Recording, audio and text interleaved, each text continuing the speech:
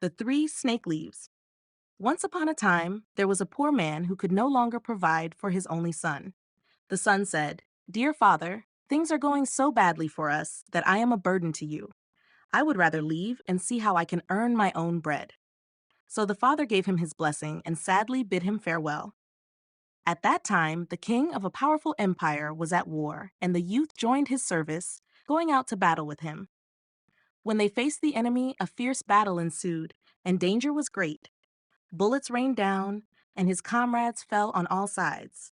When even the leader fell, the remaining soldiers were about to flee, but the youth stepped forward, encouraged them, and cried out, "We will not let our homeland perish." The others followed him, and he led them to victory over the enemy. When the king learned that he owed the victory to him alone, he elevated him above all others, bestowed great treasures upon him, and made him the foremost in the kingdom. The king had a daughter who was exceedingly beautiful, but also very peculiar. She had vowed to take no one as her husband who did not promise to be buried alive with her if she died first. "If he loves me with all his heart," she said, "what use will life be to him afterwards?" She, in turn, would do the same, and if he were to die first, she would descend into the grave with him. This strange vow had until then frightened away all suitors. But the youth was so enchanted by her beauty that he cared for nothing else and asked her father for her hand. "But do you know what you must promise?" asked the king. "I must be buried with her," he replied, "if I outlive her, but my love is so great that I do not fear the danger." The king consented, and the wedding was celebrated with great splendor. They lived happily and contentedly together for a while, but then the young queen fell seriously ill, and no doctor could save her. As she lay there dead, the young king remembered what he had been obliged to promise and was horrified at the thought of lying alive in the grave with her, but there was no escape. The king had stationed guards at all the gates, and it was impossible to avoid his fate. When the day arrived for the burial, he was taken down into the royal vault with her, and the door was shut and bolted. Next to the coffin stood a table on which there were 4 candles, 4 loaves of bread, and 4 bottles of wine, and when this supply was exhausted, he would die of hunger. So he sat there, full of pain and sorrow, eating only a small piece of bread each day, drinking only a sip of wine, yet watching death draw nearer each day. As he gazed ahead, he saw a snake creep out of a corner of the vault and approach the dead body. Thinking it was there to gnaw on it, he drew his sword and said, "As long as I live, you shall not touch her," and cut the snake into 3 pieces.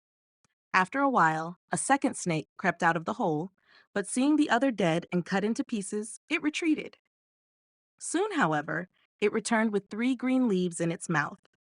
It took the 3 pieces of the snake, placed them together as they belonged, and put 1 leaf on each wound. Immediately, the severed parts rejoined, the snake moved, came back to life, and both hurried away together. The leaves remained on the ground, and the unhappy man who had witnessed all of this wondered if the wondrous power of the leaves, which had revived the snake, could also help a human being. So he picked up the leaves and placed one on his dead wife's mouth, and the other 2 on her eyes. Hardly had he done this when blood began to flow in her veins, rose to her pale face, and colored it again. Then she took a breath, opened her eyes, and said, "Ah, God, where am I?" "You are with me, dear wife," he replied, and explained everything that had happened and how he had brought her back to life.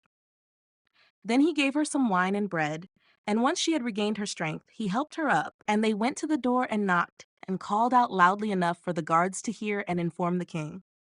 The king came down himself, opened the door, and found them both healthy and well, rejoicing with them that all sorrow was now over. However, the young king took the 3 snake leaves with him, gave them to a servant, and said, "Keep them carefully for me, and carry them with you at all times. Who knows in what trouble they may yet be of service to us?" However, a change had come over his wife after she had been restored to life. It seemed as though all love for her husband had vanished from her heart. After some time, when he wanted to make a sea voyage to visit his old father, they boarded a ship, but she forgot the great love and loyalty he had shown her, which had saved her from death, and developed a wicked attraction for the skipper. Once, while the young king lay asleep, She called the skipper and seized the sleeping man by the head, while the skipper took him by the feet, and thus they threw him into the sea. After the shameful act was done, she said, "Now let's return home and say he died on the way. I will praise and commend you so highly to my father that he will marry me to you and make you heir to his crown." But the faithful servant, who had witnessed everything unseen by them, loosened a small boat from the ship, got into it, followed his master, and let the traders continue on their way. He retrieved the dead body and, with the help of the 3 snake leaves he carried with him, placed on the eyes and mouth, he managed to bring the young king back to life. They rowed with all their strength day and night, and their small boat flew so swiftly that they reached the old king before the others did. He was astonished to see them arrive alone and asked what had happened to them. Upon learning of his daughter's wickedness, he said, "I cannot believe she has behaved so poorly, but the truth will soon come to light," and instructed them both to go into a secret chamber and remain hidden from everyone. Shortly thereafter, the large ship arrived, and the godless woman appeared before her father with a troubled expression. He asked, "Why have you returned alone? Where is your husband?" "Oh, dear father," she replied, "I return home in great sorrow. During the voyage, my husband suddenly fell ill and died, and if the good skipper had not helped me, it would have gone badly for me. He was present at his death and can tell you everything." The king said, "I will revive the dead and open the chamber, bidding the 2 to come out." When the woman saw her husband, she was stunned and fell to her knees, begging for mercy. The king said, "There is no mercy. He was ready to die with you and restored you to life, but you killed him in his sleep, and you shall receive the punishment you deserve." So she and her accomplice were placed in a ship riddled with holes and set adrift at sea, where they soon sank beneath the waves. 17. The White Snake. Long ago, there lived a king renowned throughout the land for his wisdom. Nothing escaped his notice, and it seemed as though news of the most secretive matters reached him through the air. However, he had a peculiar habit. Every day after dinner, when the table was cleared and he was alone, a trusted servant would bring him an additional dish. It was always covered, and neither the servant nor anyone else knew its contents, as the king never unveiled it until he was entirely alone. This continued for some time until one day, the servant tasked with removing the dish was overwhelmed with curiosity. Unable to resist, he carried the dish to his room. After locking the door, he lifted the cover to find a white snake lying inside. Fascinated, he couldn't resist tasting it, cutting off a piece and putting it into his mouth. As soon as it touched his tongue, he heard a strange whispering of small voices outside his window. He went to listen and discovered it was sparrows conversing, sharing tales of all they had seen in fields and woods. Eating the snake granted him the ability to understand the language of animals. On that very day, the queen discovered her most beautiful ring was missing.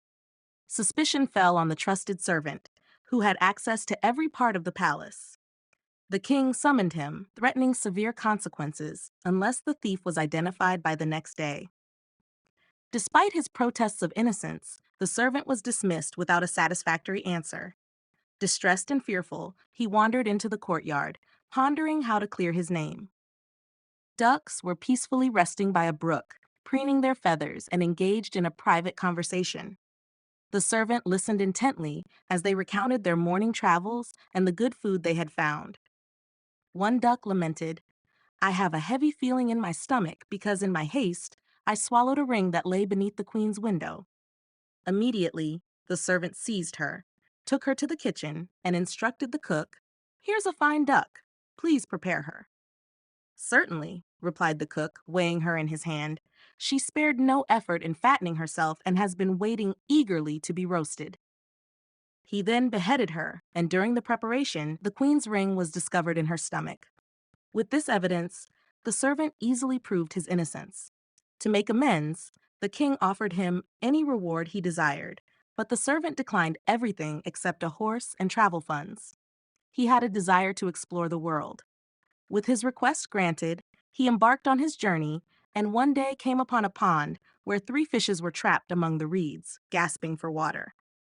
Although fishes are said to be mute, He heard their lamentations about their impending miserable demise. Moved by compassion, he dismounted and returned them to the water. They quivered with joy, extended their heads, and promised, "We will remember you and repay your kindness." Continuing on his journey, he later heard a voice emanating from the sand at his feet.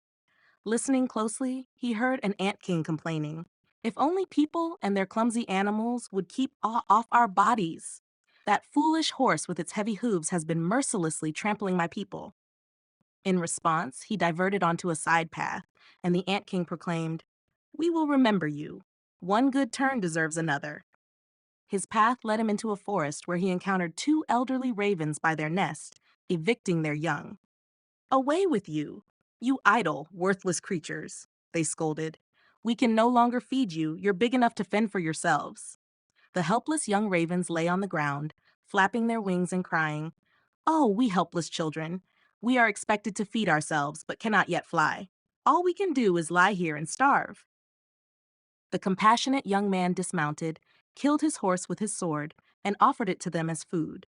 They eagerly approached, satisfied their hunger, and declared, "We will remember you. One good turn deserves another." Now on foot, he walked a great distance until he reached a bustling city. Amid the noise and commotion, a man on horseback announced, "The king's daughter seeks a husband, but anyone who desires her hand must complete a difficult task. Failure means forfeiting his life." Many had attempted and failed, but when the youth saw the princess, he was captivated by her beauty and disregarded the danger. He boldly presented himself as a suitor before the king. Consequently, he was taken to the sea, where a gold ring was thrown into the water before his eyes. The king instructed him to retrieve this ring from the seabed, warning that failure meant being repeatedly thrown back until he perished in the waves. The townspeople lamented for the handsome youth as they departed, leaving him alone by the sea. He stood at the shore, contemplating his options, when suddenly 3 fishes swam toward him, the same fishes whose lives he had saved. The middle fish held a mussel in its mouth, which it placed at his feet. Opening it, he found the gold ring inside. Overjoyed, he brought it to the king and awaited the promised reward. However, when the proud princess realized he was not of noble birth, she scorned him and demanded another challenge. She went into the garden and scattered 10 sacks of millet seed on the grass with her own hands, stating, "Before sunrise tomorrow, these must be gathered with not a single grain missing."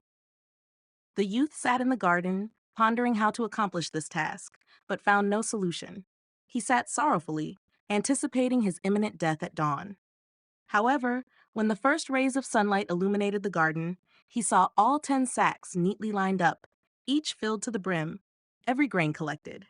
During the night, the ant king and his thousands of ants had industriously gathered all the millet seeds into the sacks. The king's daughter descended to the garden and was astonished to find that the young man had completed the task she had set. Yet, her pride prevented her from yielding, stating, "Even if he has accomplished both tasks, he shall not be my husband until he brings me an apple from the tree of life." Unaware of the tree of life's location, the youth set out, prepared to wander as long as his legs would carry him, despite his slim hope of finding it. After journeying through 3 kingdoms, he arrived one evening in a forest, where he lay down under a tree to rest. He heard a rustling in the branches above, and a golden apple fell into his hand. Simultaneously, 3 ravens flew down, perched on his knee, and announced, "We are the 3 young ravens whom you saved from starvation. When we grew up and learned you were seeking the golden apple, we flew across the sea to the ends of the earth, where the tree of life stands, and brought back the apple for you." Overjoyed, the youth began his journey home, presenting the golden apple to the king's beautiful daughter, who had no further objections. They shared the apple of life, and her heart swelled with love for him. They lived happily and undisturbed until they reached a ripe old age. Straw, coal, and bean. In a village there lived a poor old woman who had gathered a pot of beans and intended to cook them. She prepared a fire on her hearth, and to make it burn faster, she lit it with a handful of straw. As she poured the beans into the pot, one fell unnoticed to the floor, landing beside a piece of straw. Shortly after, a glowing coal jumped from the fire and joined them. The straw spoke first. "Dear friends, where do you come from?" The coal replied, "I escaped from the fire by good fortune. If I hadn't fought my way out, I would have surely died and turned to ash." The bean added, "I too narrowly escaped. If the old woman had put me in the pot, I would have been cooked without mercy, just like my companions." "Would my fate have been any better?" asked the straw. "The old woman burned all my brothers in fire and smoke. She grabbed 60 at once and destroyed them. Luckily, I slipped through her fingers," it continued. "What should we do now?" inquired the coal. "Because we have escaped death so narrowly," replied the bean, "I think we should stick together as friends. To avoid any new misfortune here, let's move to a foreign land together." The proposal pleased the other two, and they set off together. Before long, they reached a small stream with no bridge or crossing. The straw came up with a solution, saying, "I will stretch across it, and you can walk over me like a bridge." So the straw extended itself from one bank to the other. The coal, being impetuous, stepped boldly onto the makeshift bridge. However, when he reached the middle and heard the rushing water beneath, he panicked, froze in fear, and dared not proceed. The straw caught fire, split into two, and fell into the stream. The coal followed, sizzled as it hit the water, and perished. Meanwhile, the bean, who had cautiously stayed behind on the bank, burst into laughter at the sight. He laughed uncontrollably until he split apart. He would have perished too if not for a compassionate tailor who happened to be resting nearby. Moved by pity, the tailor took out needle and thread and sewed the bean back together. The bean thanked him profusely. However, because the tailor used black thread, from that day onward, all beans have had a black seam. The Fisherman and His Wife. There was once a fisherman and his wife who lived together in a hovel by the sea, and the fisherman went out every day and fished, and he fished and fished. So he sat once by the water with his fishing rod and always looked into the clear water, and he sat and sat. Then the fishing line went down to the bottom deep below, and as he pulled it up, he pulled out a large flounder.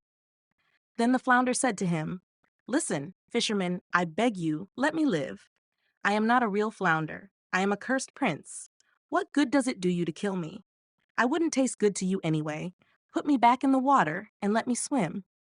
"Well," said the man, "you don't need to say so many words. A flounder that can talk, I would certainly let swim." With that, he put him back into the clear water, and the flounder went to the bottom and left a long streak of blood behind him. Then the fisherman got up and went to his wife in the hovel. "Wife," said the wife, "did you catch nothing today?" "No," said the man. "I caught a flounder who said he was a cursed prince, so I let him swim again." "Didn't you wish for anything?" said the wife. "No," said the man. "What should I wish for?" "Oh dear," said the wife, "it's so terrible always to live in this hovel that stinks. You could have wished for us to have a little cottage. Go again and call him. Tell him we want to have a little cottage. He will surely grant it." "Oh," said the man, "why should I go through that again?" "Oh," said the wife, "you caught him and let him swim again. He will surely grant it. Go quickly." The man was not quite willing, but he didn't want to oppose his wife and went to the sea. When he arrived, the sea was green and yellow no longer, but rather dark and gray. So he stood and said, "Man, man, timpete, flounder, flounder in the sea. My wife Ilsebil wants not what I will." Then the flounder came swimming up and said, "Well, what does she want now?" "Oh," said the man, "when I caught you, my wife said I should have wished for something. She doesn't want to live in the hovel anymore. She would like to have a cottage." "Go home," said the flounder. "She already has it." So the man went home, and his wife was no longer in the hovel, but instead there was a little cottage, and his wife was sitting in front of the door on a bench.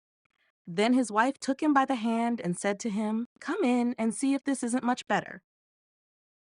So they went in, and in the cottage there was a little entryway and a delightful small living room and bedroom where a bed stood, and a kitchen and pantry, all furnished with the best equipment and finely polished tinware and brassware, and in the back was a little yard with chickens and ducks, and a little garden with greens and fruit. "Look," said the wife, "isn't that nice?" "Yes," said the man, "if it will just stay this way, we will live very contentedly." "We'll think about that," said the wife. With that, they ate something and went to bed.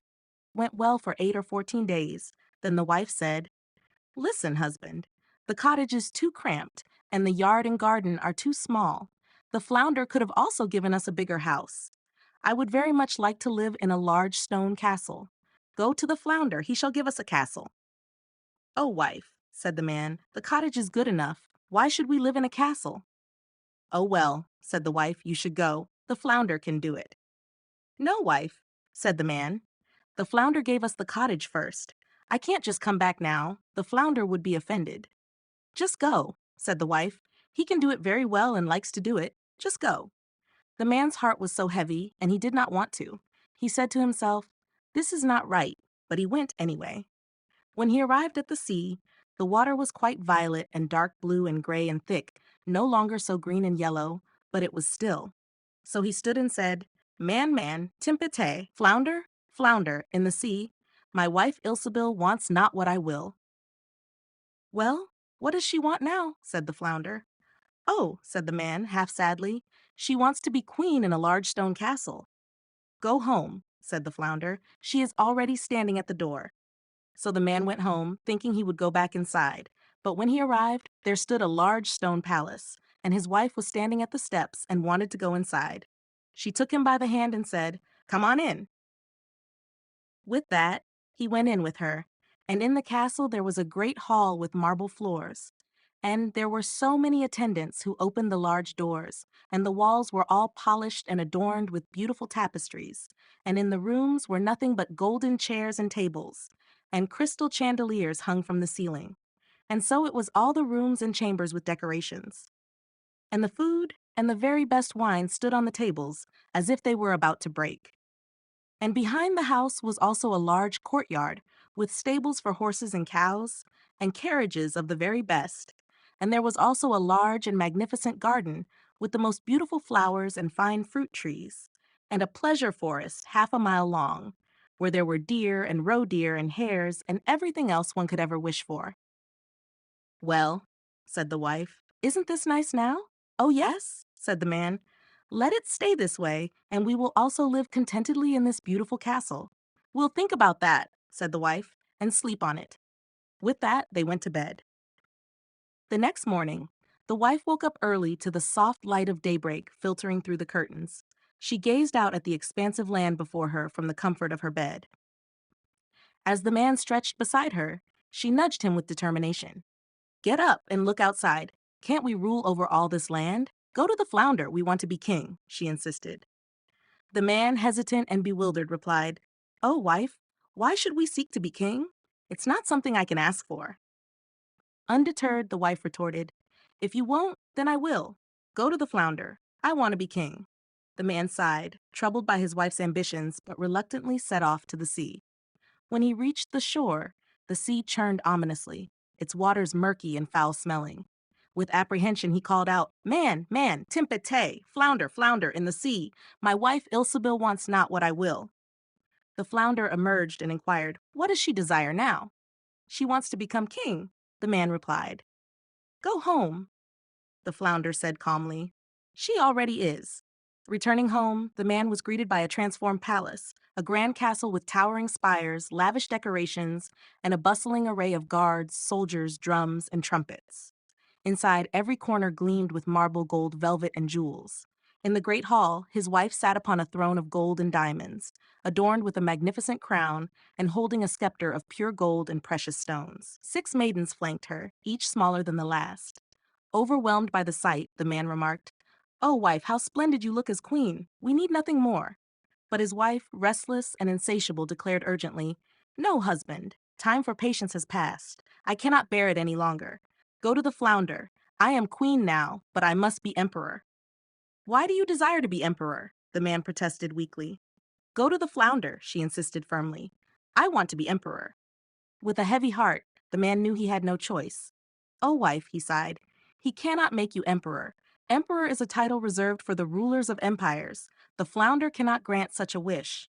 I am queen, she asserted defiantly. You are just my husband. Go immediately. If he can make me queen, he can make me emperor. I demand it. Filled with dread, the man set off once more, muttering anxiously to himself. This is not good at all. Being emperor is too audacious. The flounder will surely grow tired of this. With that, he arrived at the sea, where the sea was still entirely black and thick, and bubbling up so fiercely from below that it threw up bubbles, and a cold wind blew over it that made it churn. And the man turned pale with fear. So he stood and said, Man, man, Timpete, flounder, flounder in the sea. My wife Ilsebil wants not what I will. Well, what does she want now? Said the flounder. Oh, flounder, he said, my wife wants to become emperor. Go home, said the flounder. She is already that. So the man went home, and as he arrived, the entire castle was of polished marble with alabaster figures and golden decorations. Soldiers marched before the door, blowing trumpets and beating drums. Inside the house, however, the barons and counts and dukes walked about as if they were servants. They opened the doors for him, which were all of pure gold. And as he entered, there sat his wife on a throne made of a single piece of gold, towering 2 miles high. She wore a large golden crown, 3 ells high and studded with diamonds and rubies. In one hand she held the scepter, and in the other the orb, and on both sides next to her stood attendants in 2 rows, each one smaller than the other, from the tallest giant, 2 miles high, to the smallest dwarf, only as big as my little finger. Before her stood so many princes and dukes. There the man stood and said, Wife, are you emperor now? Yes, she said, I am emperor. Then he stood and looked at her, and after he had looked at her for a while, he said, Oh, wife, how splendid it is when you are emperor.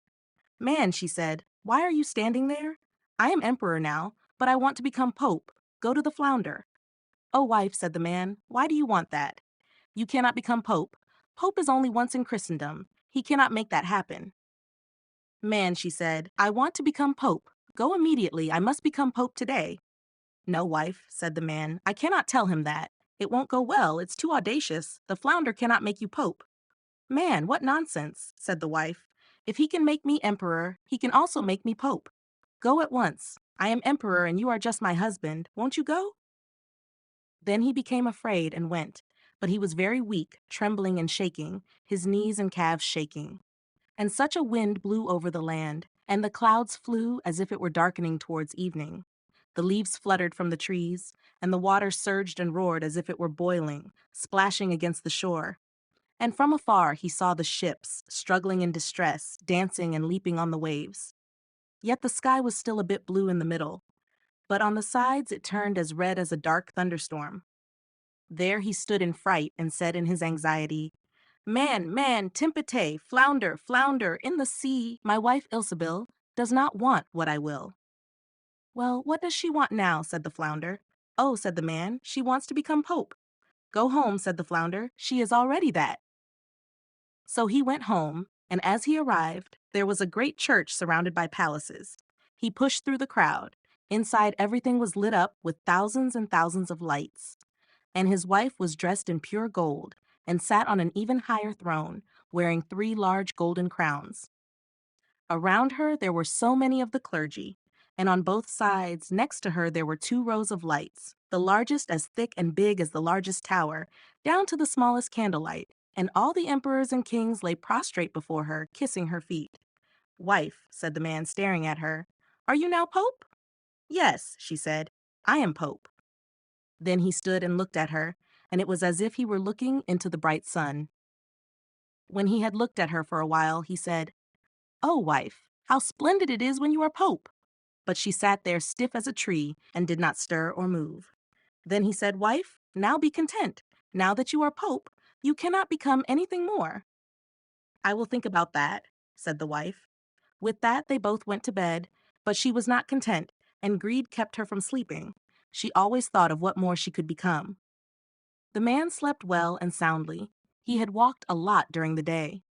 However, his wife could not fall asleep at all, tossing from one side to the other all night long, always thinking about what more she could become, yet she could not think of anything more. Then the sun was about to rise, and when she saw the dawn, she sat up abruptly in bed and looked over there, and when she saw the sun rise up, she thought, Ha, thought she, could I not also make the sun and the moon rise? Man, she said, pushing him with her elbow in the ribs, wake up, go to the flounder. I want to become like the living God. The man was still mostly asleep, but he was so startled that he fell out of bed. He thought he had heard wrong and rubbed his eyes and said, "Oh, wife, what did you say?" "Man," she said, "if I cannot make the sun and moon rise, and I have to see that the sun and moon rise, I cannot stand it, and I have no peaceful moment anymore because I cannot make them rise myself." Then she looked at him so terribly that a shudder ran over him. "Go at once. I want to become like the living God." "Oh, wife," said the man, falling on his knees before her, "the flounder cannot do that. He can make emperor and pope, I beg you, be content and remain pope." Then she went into a rage. Her hair flew wildly around her head. She tore her apron from her waist and gave him a kick with her foot and shouted, "I cannot stand it anymore, and I cannot bear it any longer. Will you go?" Then he put on his pants and ran away like mad. Outside, however, the storm was raging, and it roared so that he could hardly stand on his feet. The houses and trees swayed, the cliffs shook, and the rocks rolled into the sea, and the sky was completely pitch black, and it thundered and lightened, and the sea rose in such high black waves as church towers and mountains, and above them all a white crown of foam. There he cried out, and could not hear his own voice. "Man, man, timpete, flounder, flounder in the sea, my wife Ilsebil does not want what I will." "Well, what does she want now?" said the flounder. "Oh," said he, "she wants to become like the living God." "Go home," said the flounder. "She is sitting in the pigsty again." And there they still sit today and wait for this day. 20. The Valiant Little Tailor.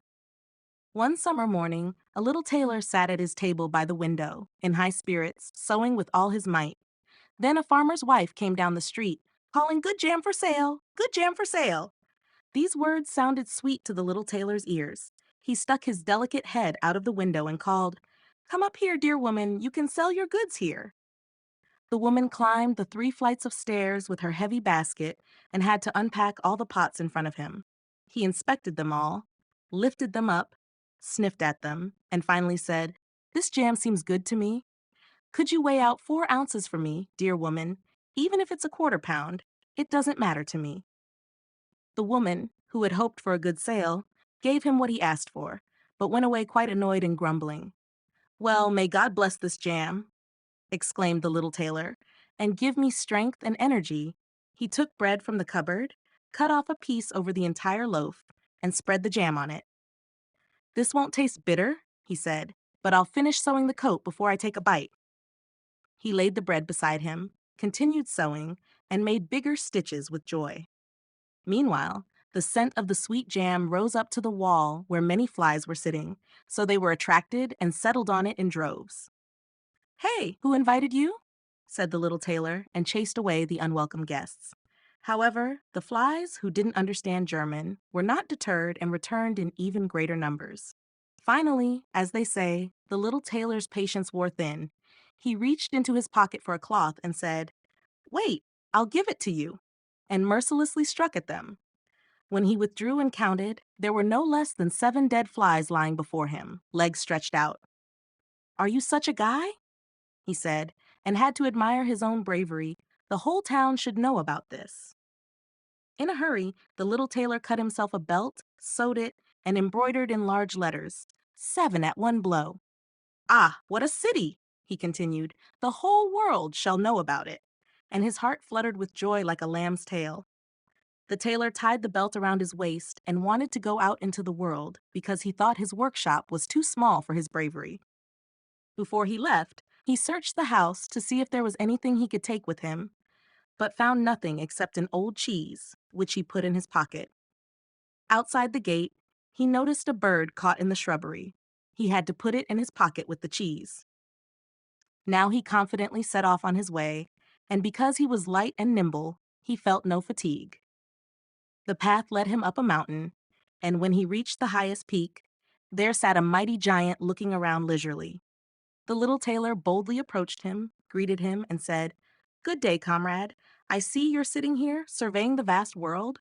I'm on my way there and want to try my luck. Would you like to come along?" The giant looked at the tailor contemptuously and said, "You scoundrel, you miserable fellow." "Is that so?" replied the little tailor, unbuttoned his coat, and showed the giant the belt. "There, you can read what kind of man I am." The giant read, 7 at one blow, thought they were men the tailor had slain, and began to respect the little fellow a bit. However, he wanted to test him first, took a stone in his hand, and squeezed it until water dripped out. "Do that," said the giant, "if you have strength." "Is that all?" said the little tailor. "That's child's play for us," reached into his pocket, took out the soft cheese, and squeezed it until the juice ran out. "There," he said. "Wasn't that a bit better?" The giant didn't know what to say and couldn't believe it of the little man. Then the giant picked up a stone and threw it so high that it could hardly be seen with the eyes. "Now, you little elf, do that." "Well thrown," said the tailor, "but the stone had to fall back to earth after all. I'll throw you one that won't come back." Reached into his pocket, took the bird and threw it into the air. The bird, happy about its freedom, flew away and didn't come back. "How do you like that, comrade?" asked the tailor. "You can throw well," said the giant, "but now let's see if you can carry something proper." He led the little tailor to a mighty oak tree that lay felled on the ground and said, "If you're strong enough, help me carry the tree out of the forest." "Gladly," answered the little man. "You take the trunk on your shoulders. I'll lift and carry the branches and twigs. That's the heaviest part." The giant took the trunk on his shoulders, but the tailor sat on a branch, and since the giant couldn't see well, he had to carry the entire tree and the tailor besides. It was quite cheerful and merry back there. He whistled the song, "Three tailors rode out of the gate," as if carrying the tree were child's play. The giant, after he had dragged the heavy load a stretch of the way, could go no farther and called out, "Stop, I have to drop the tree." The tailor jumped down agilely, grabbed the tree with both arms as if he had been carrying it, and said to the giant, "You're such a big fellow and can't even carry the tree." They continued together, and as they passed by a cherry tree, the giant seized the crown of the tree where the earliest fruits hung, bent it down, gave it to the tailor's hand, and told him to eat. However, the little tailor was too weak to hold the tree, and when the giant let go, the tree shot up, and the tailor was thrown into the air. When he landed again unharmed, the giant said, "What's this? Don't you have the strength to hold a weak twig?" "It's not a lack of strength," replied the little tailor. "Do you think that's something for someone who has struck down 7 at one blow? I jumped over the tree because the hunters down there are shooting into the bushes. Jump after me if you can." The giant tried, but couldn't get over the tree and got caught in the branches, so that the little tailor kept the upper hand here too. The giant said, "If you're such a brave fellow, come with us to our cave and stay overnight." The little tailor was ready and followed him. When they arrived in the cave, there were other giants sitting by the fire, each holding a roasted sheep and eating from it. The little tailor looked around and thought, "It's much more spacious here than in my workshop." The giant showed him a bed and told him to lie down and sleep. However, the bed was too big for the little tailor. He didn't lie down in it, but crawled into a corner. When midnight came, and the giant thought the little tailor was fast asleep, he got up, took a large iron rod, and struck the bed with one blow, thinking he had done away with the grasshopper. At the earliest light of dawn, the giants went into the forest and had completely forgotten about the little tailor, when suddenly he came striding along, cheerful and bold. The giants were frightened, feared he would kill them all, and ran off in a hurry. The valiant little tailor continued on his way, following his keen sense of direction. After wandering for a long while, he arrived in the courtyard of a royal palace. Feeling weary, he lay down in the grass and fell asleep. As he lay there, people came and examined him from all sides, reading the inscription on his belt, 7 at one blow. "Ah," they said, "what does this great warrior want here in times of peace? He must be a powerful lord." They went and reported to the king, suggesting that if war were to break out, this man would be an important and useful asset whom they shouldn't let go at any cost. The king liked the idea and sent one of his courtiers to the tailor, with orders to offer him military service once he woke up. The envoy stood by the sleeper, waiting until he stretched his limbs and opened his eyes, and then presented the proposal. "That's precisely why I came here," he replied. "I am ready to serve in the king's service." Thus he was received with honor and given special quarters. However, the soldiers were uncomfortable with the tailor's presence and wished he were 1,000 miles away. What will become of us? They murmured among themselves. If we ever quarrel with him and he strikes, 7 will fall at each blow. None of us can stand against that. So they made a decision, went together to the king, and asked for their discharge. We are not made, they said, to stand alongside a man who can strike down 7 at once. The king was sad to lose all his faithful servants because of one man, and regretted ever having seen him. But he didn't dare to dismiss him, fearing he might be killed along with his people, and the tailor might seize the royal throne. He pondered long and hard, until he finally came up with a plan. He sent for the tailor and told him, "Since you are such a great war hero, I have another task for you. In a forest of my kingdom, there dwell 2 giants who wreak havoc by plundering, murdering, and burning. No one can approach them without risking their life.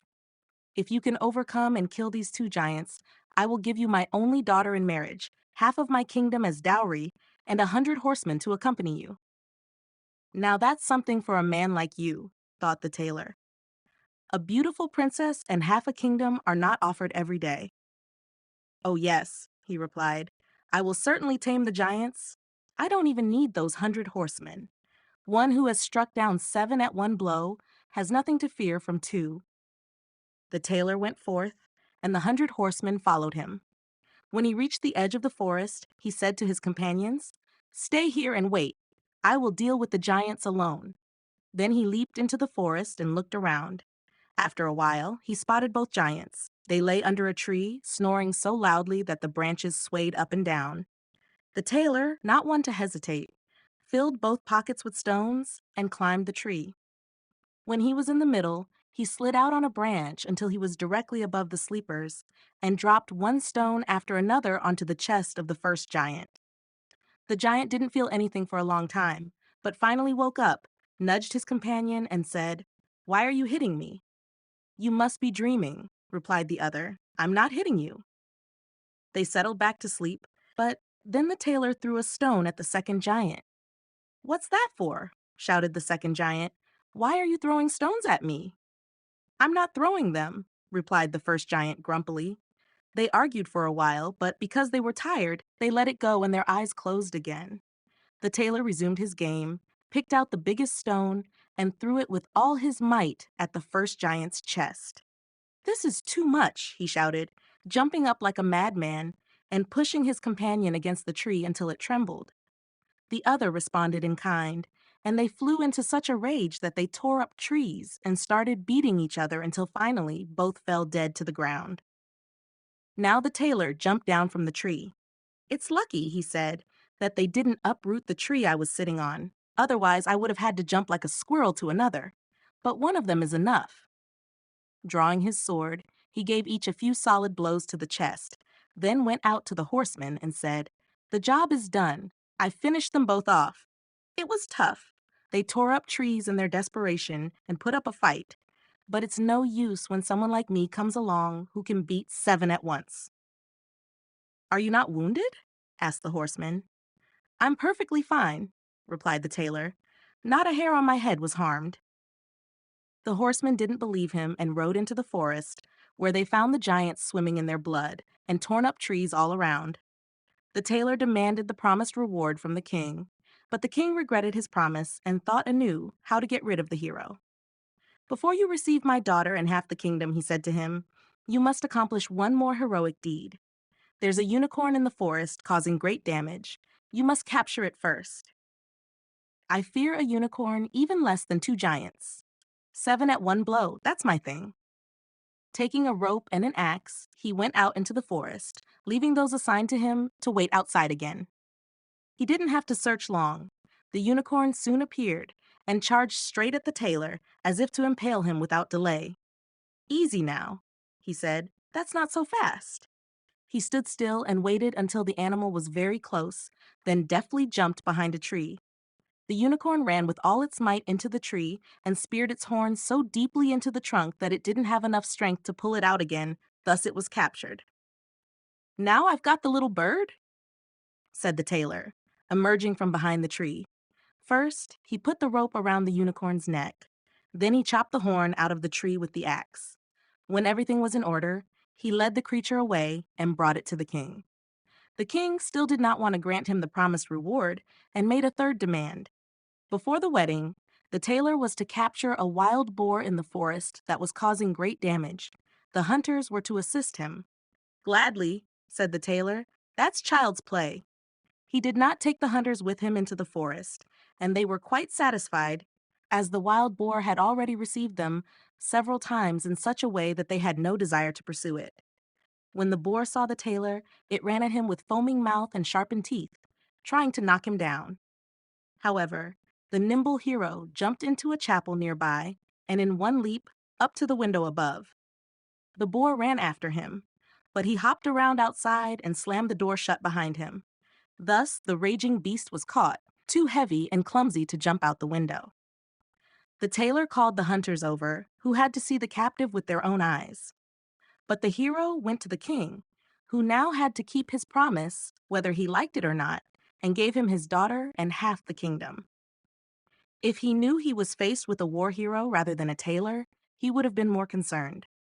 So the wedding was held with great splendor but little joy, and a king was made out of a tailor. After a while, the young queen heard her husband speaking in his sleep one night. "Boy, make me the doublet and sew the trousers, or I'll smack you over the ears." She then realized where the young man had been born, and on the following morning, she lamented her plight to her father and asked him to help her escape from the man who was nothing but a tailor. The king comforted her and said, "Leave your bedroom door open next night, and my attendants will be outside. When he is asleep, they will enter, bind him, and carry him aboard a ship that will take him into the wide world." The woman was satisfied with this, but the king's arms-bearer, who had heard everything, was fond of the young lord and informed him of the entire plot. "I will block this thing," said the tailor. In the evening, he lay down at the usual time with his wife. When she thought he was asleep, she got up, opened the door, and lay back down. The tailor, pretending to be asleep, began to shout loudly, "Boy, make me the doublet and sew the trousers, or I'll smack you over the ears. I've struck down 7 at one blow, killed 2 giants, captured a unicorn, and caught a wild boar, and should I fear those outside the chamber?" When those outside heard the tailor speaking like this, they were overcome with great fear, ran as if the wild army was behind them, and no one dared to challenge him again. Thus, the tailor remained a king for the rest of his life.